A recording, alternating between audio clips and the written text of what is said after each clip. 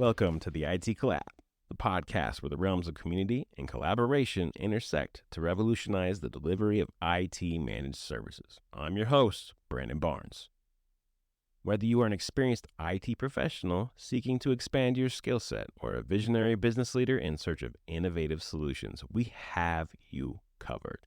Our experienced guests, comprising of industry veterans and thought leaders, will offer invaluable perspectives and insights to guide you through the dynamic landscape of IT. So, let us embark on this thrilling journey together. Let's go. Hey everyone, welcome to the IT Collab, podcast about IT stuff. For business users and business professionals slash IT professionals slash you name it. We got your back. Anyway, welcome. Today we have Evan Chavez, senior engineer at Common Solutions. Hello. He's been around for a long time. He is joining me, Brandon Barnes, and we are going to talk about IT security. This is a series we're doing, and really we want to start off with what is IT security. Now, I know that sounds super boring for what it is, but we're really just talking about at an overlining layer, what the heck that means, because people are like, they think it's many different things. So let's just start with this. As we've hired a lot of apprentices, as we've interviewed a lot of people trying to get their feet wet in IT, or as they're going to college, or as they're doing all these other things, people keep saying to us, well, I want to be in IT security. I want to be in the, a white hacker or all these things. And I really just want to start off with, if we can talk to you as just an IT professional or as a business user, what the heck does that mean? And I love it when they look at us and they say, we want to be in IT security. Do they even know? They even know that it starts at a base level and can go super high. So we're just going to talk today. We're going to start off. Evan, when we say this, like, what is IT security? IT security is, really about the protection of anything IT related, any computers, networks, printers. Right. I mean, boring everything. Stuff that, it's not, I hear what you're saying as far as a lot of people come in and they kind of have this idea of, a lot of times, in my opinion, or in my perspective, it seems like it's kind of influenced by buzzwords in the industry, or God forbid, Hollywood movie portrayals of hackers. Hackers walking around. Yeah, I mean, it can be. Yeah, I think what we say at a high level, coming from a director spot or a solutions architect or a VP, like, really it's layers. Mm-hmm. So I feel like every time, people are, oh, well, I have antivirus, I'm good. And that's not the case. So if I'm talking to my grandma, and I was like, oh, what is this? What is this, baby? And she, put antivirus on. It's not going to help. Quit clicking the other link. So it's also everything, right? So we want to talk about, in future episodes, identity. There's antivirus. Then there's the BitLocker. What if someone steals your computer, right? You hear that all the time. Oh, well, this company lost a computer, so your data's at risk. It's because, that's another layer of security. Mm-hmm. Can someone hack that and get into all of the company's data? That's horrible. So do you BitLocker a device and you keep that secure? Do you having antivirus on? I don't know. I haven't seen the same thing with antivirus as we used to. It protects against things, but it's also your identity. People hack your identity because what they're trying to do, they're trying to get your identity. There's physical security. I spent a couple months when I first got in IT for the government, and I was putting little locks on computers on the back. Yep. Right, because they were worried, and there was Department of Interior, and really it was about just prevention, right? So if it's easy for you to go in, and I had a guy, one of the employees, he set his own BIOS password because you can hack the BIOS. You can do other. I mean, it just goes so, like, if someone's really, really trying to get something, it's just prevention. And there's email security because everyone's worried about their spam. If they're getting hacked that way, or if it's phishing. You have cloud security. All of a sudden you're logging into apps, passwords, and this is layers. And I feel like even when it comes to emails, you have layers there. right? Mm-hmm. And it's kind of funny because people, I want to know, like when I ask these new people, like, what is IT security? And they don't. It's a baffling mix of just start with your basic Right. education, Right. have a Yeah. good password. I mean that is foundational. Like you don't. I don't know. It seems very rare that you could just get into security. You have to have foundational knowledge of how a system works before you can secure it. And I often say, I was actually just telling our CEO the other day. He's a developer and Develop a mindset, yeah. developer mindset, Yeah. and he and I were kind of bantering a little bit, and he said something like, He hates security. no, he doesn't. No, But he hates the timing, right? well, yeah, Like it takes me an the extra five inconvenience of seconds. it. Yeah, It yeah. is. But no, he was saying, again, kind of in a bantering way, like if you and I were to take on a challenge and you secure a network and I secure a network, do you want to take that challenge? I'm like, no, because He would develop his own way. exactly. Developers the best security people I know are developers, and the reason being is that they have that. I mean, you can't get much more foundational than the base code of software or a system, right? So I would almost take that challenge because I probably would too. I mean, the only reason I think I would, right, is there's also, as we've run in the past, I've run many phishing tests, Mm-hmm. right? Like we push out those internal phishing tests that say, hey, click here and enter your password. And we create some pretty elaborate phishing tests because we were trying to educate our team, Mm-hmm. or, educate the team and say, hey, don't click here. And then you had your continual guys that would do it. And I'm not trying to throw any shade, but usually was the developer guy. Just saying. Yeah. But it is. I So mean, why yeah. can you explain to me, why is IT security important to an organization? Well, it can bring your organization down if you don't have security. Uh, if your whole infrastructure gets cryptoed and you don't have backups and you can't operate your business, you go out of business pretty quick. What's I like to throw a couple scenarios at this, right? Um, Security in past experiences has not been important until it's important. Mm-hmm. So, as much as we stress it, we want to enable MFA, or we recommend, or I've recommended, hey, enable MFA. Hey, make sure you have good backups. Yeah, I mean, it even goes back that far. I mean, I remember some of my original clients were, I was like, hey, you guys don't have any good backups. And they're like, no, we're good. We're good. We're fine. Mm-hmm. And then all of a sudden something happens. And it wasn't even a hack. It was a, it was like I mean, a drive failed or something, right? I yeah, think I know who you're talking it was about. it was a failed RAID array. Is Yeah. that security? I mean, it's data security. You're making Right. sure that you're safe in that sense of that. But I mean, really, it's just having a good, solid foundation of just being secure in many different realms. Mm-hmm. And I think, when people see it important, or an organization sees it important, is usually when it happens to them. Mm-hmm. And when it does, or if there's data loss, or IP, intellectual property to a company, is usually when, like, hey, maybe we should reconsider this. And then we see them go all in. Mm-hmm. I mean, I don't want to say any company names, but I think we've seen that in a shift. A company you work with, so you work with a company right now, and you meet with them once a week, twice a month, something like that, and you've done it for, I think, for over a year now, but you're slowly basically walking through walking through basically security, walking through a backlog of security recommendations, right? But because they changed their stance, mm-hmm. because at one point they really were like, I'm okay, right, we're fine, like nothing's really happened, until something happened, right, and took down some incident took down the whole entire system, did it not? mm-hmm. Yeah. So I think it's the point. Why is it important? It's massively important to be proactive, right, but I wish people would see that, like, it takes time. And as we figure out things over time, as we start to counteract some of the crazy schemes people and hackers or whoever, these scammers are putting out there, we have to put these other measures in place. Mm-hmm. Here, so let me move on to the next. I want to stay So actually, yeah, I did want to say one more thing about you're asking what is IT security.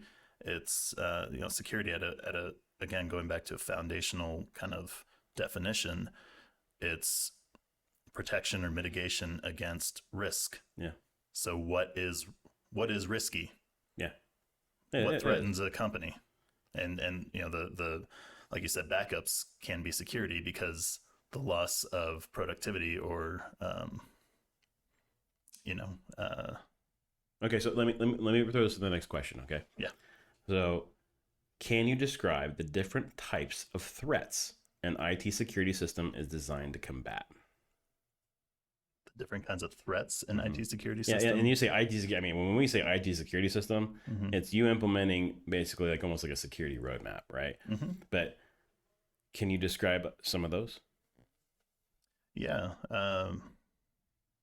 The kind of first things that come to mind is like detection, right? You've got to have something that is able to recognize, so be it endpoint detection or identity risk detection. Yeah, I guess those are kind of the first things that come to mind as far as what are the types of threats out there. What are the most common threats? Okay, so so let's look for it. Sorry, I was gonna say like we don't know all the threats. Yeah, out there these are generated questions. I'm trying to like be I can make it simple, but what just tell me some of the crazy what are the most common threats we face? The most common one is phishing. Yeah. Okay. What else? Phishing. More phishing. More phishing. More phishing. More phishing. Well, okay. What about the encryption? Yeah, encryption is which is usually a byproduct of phishing. Exactly. Right. Encryption is a really nefarious one. Because you must have to have you have to have an environment. You have to have servers, a domain. I think okay, we'll get into that. I'll go deep. I want to stick to what we're saying here. There's another, I guess, attack I've seen is also, how do you put this? So it is phishing. I think that is the most common one. And we've seen many different realms of phishing. However, the encryption tax is a thing because someone somehow in the company usually put their password in somewhere into some email, website, whatever, and then they got in the system. Let's go back a little bit because I think the more I go into this, the brute force attacks are kind of not as proven as I don't see them as often anymore. Right? Yeah, they used to be pretty common, prevalent. Yeah, very prevalent because people didn't have like a firewall or they didn't have or lockout policies or they would keep the base administrator as so for business owners or for trying to break this down. If you keep your base defaults on a server system, change your admin really name. Bad. Change some stuff around. Do not use admin or administrator. Really easy stuff to fix. But you're right. I think as we really break it down, if even when we've seen really large companies get breached, and when we say breached, encrypted, and they had to pay ransom, or especially the ransom, it is based off of someone somehow fished something, did something, got a password, got in, and they had internal systems, and they were able to encrypt everything under the sun. Right. So what they do is they put a tool on your domain controller, they get an administrator password, and they basically push out. I've seen group policies, I've seen scripts, I've seen many different ways, and all of a sudden you see this little file everywhere, and it tells you who to contact because they're trying to ransom you, and it's run like a business. We've learned. So make sure you have cybersecurity insurance, number one. However, that has skyrocketed, and now cybersecurity insurance is really running you through the ringer to make sure you have stuff in place now. Yeah. So that's one. But phishing, my next question kind of led into that, which was, what are the things we combat? What do we use to combat some of this stuff, right? Well, user training is the key one. That's the biggest line of things defense. to recognize. Don't it, most emails that come from out of countries, or outside of our country and all these things, because a lot of these are outside of our country, have misspellings. Mm-hmm. They look funny. And grammar's all over the place. Grammar's weird. Mm-hmm. Um, yeah, there's a lot of different telltale signs. Or here's another one. I think we've seen so many different variations, but make sure it doesn't say Gmail, someone's name at the top of the email. This looks kind of weird. Microsoft at gmail.com is emailing me saying I need a password. Yeah. Well, it says someone legitimate name in your office. However, Right. if you actually Display hover name's over, goofy. display over the name, and hover over, look at who's actually coming from, it'll say some random Gmail address. Mm-hmm. So that's another layer, right? Because we're saying we've even put tags on emails that say this email is coming outside of your organization, and that's supposed to be some of your internal employees. Look out for that. That's one layer. And a lot of times when we see those emails, or this is the best one. I think when you and I first saw this, it was someone hacked into their email, or they knew something. They knew accounts payable somehow, and they did a request for payment, which is very common. Very common to request for payment or send a receipt, send an invoice. Here's the routing numbers. They've changed. Oh, we have new routing numbers. Mm-hmm. And they'll request accounts payable to pay something. I think the highest I've seen personally was 200,000 that actually cleared. Yep. 200,000. Yep. Now, some companies, sure, it's minuscule. To me, that's a good chunk of money. Yeah, good chunk of money. I've also seen anywhere down to like $5,000, Mm-hmm. and that's still not fun to just give up money like that. And then how do you prevent that, right? So once again, we saw that the email address looked almost legitimate. They only swapped 2 letters. They bought a domain name that almost matched, and they swapped 2 letters so that in your when you're looking at that email, it almost looks legit. Right. I know. Yeah.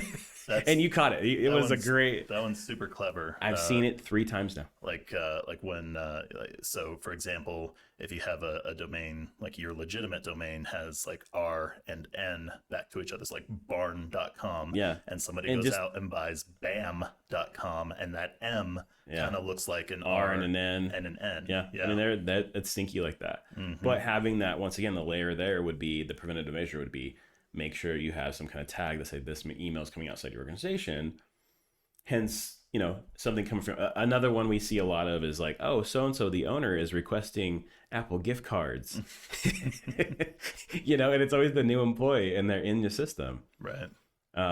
So making sure you have that. Or another request that I saw was actually, they did the same thing. However, it was for $500,000, $500,000, right? It was a customer that's on and off with other things, not even security. They were more of a consulting customer, and their bank caught it. So obviously, thank God for their bank. The bank said, hey, this is a very large transfer. Like, they stopped it right there, and they didn't lose any money. It was in hold, I think, for like 3 months. But that was funny is they decided to do an enable MFA, and they had a lot of on-prem systems still moving off Windows 7, right? And having an updated system, by the way, that's another security risk there. Windows 7, I know it's a lot. Anything out of date, compromised. Windows 7 is end of life. Don't use it. Don't use it. Even that, just don't do it. However, it was interesting because they had some guy in Africa that actually registered an MFA because they had their local, the accounting lady was only worked in the office, did not go out of the office, so she never got prompted because it was whitelisted on their MFA. Whitelisted, for anyone else, means that you're not prompted as much for your MFA, or you're saying, hey, don't, everyone in the office, we don't have them pop up MFA all the time, so we whitelist some IP ranges or whoever so that you're not constantly getting prompted. Right. It's not that bad, people. Come on, MFA is really not. It's really not as bad as people think. However, if she was using that correctly, she would have seen that someone's been logging to her account, or having that's another layer would be identity protection. Why is Susie logging in the office? Her name's not Susie, just throwing out a name. But, if she's logging in from local, in their office, and then all of a sudden she's logging in from Nigeria, that's a problem. Like, it would see that. So just putting that layer of security to say, put some AI in there, right? And that's another one. I mean, there's all kinds of this is where it gets complicated, because having that consistent method of keeping your security up to date will save you a lot of money long run. That's just kind Right. of But like, I mean, yeah, but it is a difficult thing to quantify because, like you said, until it impacts you, yeah. you don't know what the cost is. Okay. So, How much do you think the human factor plays a role in IT security? it's the majority of it. Majority, right? Yeah. I agree. I think the truth is the human factor can really be, I think even security can be boiled down to having a solid password, Mm-hmm. right? So when, even when you have Susie again, she likes to, she doesn't want a complex password. And I see this, you and I have seen this many times where they just want something simple. They don't think Mm-hmm. it's a big deal Right. until that something happens, and then they're like, I'll make a bad. Look, just make a good solid password. Make a phrase. Make something. It doesn't have to be Right. complicated. But Right. when you change it, that's where I think we even, in future topics we're going to talk about again is I don't even think Microsoft's changed their stance, and I believe them, which is I really think a longer password that you keep more complex, 20 something characters, something along those lines, Mm-hmm. and keeping it for longer than 6 months or 60 days Right. instead of just adding a one at the end. Like you're doing something. Yeah. Microsoft's recommendation It shifted. for cloud accounts, at least, is don't have the passwords expire, but have them use things like so have them have a super long password, like a passphrase, Yeah. um, and using things like passwordless authentication and multi-factor, and yeah, Multi-factor, all those things. multi-factor, Mm-hmm. which is interesting because they're even changing how they do multi-factor, right? I think that shifted too, where I still see the text, even with banks, there's still text, there's Mm-hmm. pop-ups, there's apps, and I think it's increasing. And there's we've also seen people get past that, Right. right? So once again, making sure that you have, if they really want to get at you, just making sure you have those layers, Mm-hmm. you know, um, having some smart AI in the background protecting you is really great too. And Right. here, And that, here's the next thing, right? So especially with everything moving to the cloud, is which one's more secure? Because this one gets really interesting when we talk to people. Because there's some people that are super hard believers that having their environment on prem where they can see it, they can take care of it, versus like a cloud environment like Microsoft 365 or Azure. Which one's more secure? yes. It really depends. It boils down It does. again. It boils down to the human element, and even not even just talking about users as the human element, but IT professionals as the human element. Right. I mean, sure, there are tools that can supplement and tell you. Okay, I configured this firewall. I think we're good. But then you have a tool, you run a port scanner and say, "Oh, shoot, I left this port open," and you know, Which, we didn't even talk. We didn't and even there are talk about tools. firewalls in here, right? Yeah, So I mean, and there this are is why tools there's many for episodes. prem and cloud, and there's tools for Azure and Microsoft, or I'm sorry, Azure and AWS. Right. So I don't know. It To me, it seems like it almost comes down to kind of the Mac versus PC debate. Like at the end of the day, it's still Android ones or and Apple. exactly. At the end of the day, it's ones and zeros, and the functionality and the components, like the architecture that builds it up, is all the same. I agree to a point. The one thing that I still haven't seen, and maybe this is our journey, we're going to find this someday, is when you have a full prem environment. I have not seen something used. I think we've started to see it to track what's happening. So even you have your logs with Active Directory, and it says who logs into this, who Mm-hmm. logged into that, who logged into this. I mean, this is how we track. This is how we really break down of who hacked what. What it 9 times out of 10 it's the administrator account. Woohoo! Except for one, there was a construction company. We actually found it was someone. It was an administrator. Somebody. Poor guy. Anyway, I think what I'm trying to say is what I do like about cloud currently, more than I like just an on-prem environment, is sure you have full access to it, you can control it, but if someone gets in, it's much easier to encrypt a whole entire local system because it sure you can put all the firewalls in place, but if they by some chance get past your firewall, there is not a lot of AI in place to block you. right? And why I like Office, Microsoft 365 and Azure is with Azure Identity Protection, with all these different things you can put in place. You can say, hey, lock out this user, make them change their password, prompt them from FA if they log in more than 10 times. And you can also put passwords, in there. But if someone just gets in there and just throws it around, it's done. Where we saved a customer, Mm-hmm. is we actually, I'm sure that it's going to catch up to us eventually, and then this is where the hackers, or well, the bad guys, right? Yeah, don't give them our tactics. Yeah, right. Well, no, I think it's true. Like, so Yeah. the tool that they use is they get into a domain controller on-prem, is what we see, in order to encrypt everything and Mm-hmm. hold you ransom. But the one saving grace we had is we started moving a company to Azure Domain Join. Right. So it doesn't use group policies anymore. Right. It doesn't just send out. You'd have to create an Intune package, or if they had a management tool, you'd have to create some kind of package and then ship it out. Right. Which in theory they could, but I also have all these other tools in place to tell me that someone's in my system. Mm-hmm. And then MFA prompts and lockouts and conditional access policies and all these different things. And I personally think, principle of least privilege things. yeah, So if that domain account, in that example, if that domain account was hacked and it wasn't synced, number one, great, then they can't do anything to the cloud environment. Number two, if it was synced, and you've got strong, rigid definitions of what accounts can do what, when, and where, you're putting up more barriers, more hurdles that the attacker might not have time to clear before right. getting shut out of the system. I like I said, it's now granted, I will say this, and I haven't fully tested these, but there's companies like Duo Mm-hmm. that have something. And there are some companies that are doing things out there. We have seen Microsoft throw some things out there on their servers. I'm sure Linux has some stuff, and I have a buddy that I want to have on the show that's really great at Linux. And I'm sure there's some kind of open source or paid something in Linux that's going to do something. And his whole tout is that Linux, you can prevent this because the hackers just don't attack Linux, right? And the truth is, I think Linux is almost easier to breach people and do it. The biggest banks, the biggest things, the biggest places don't use Linux.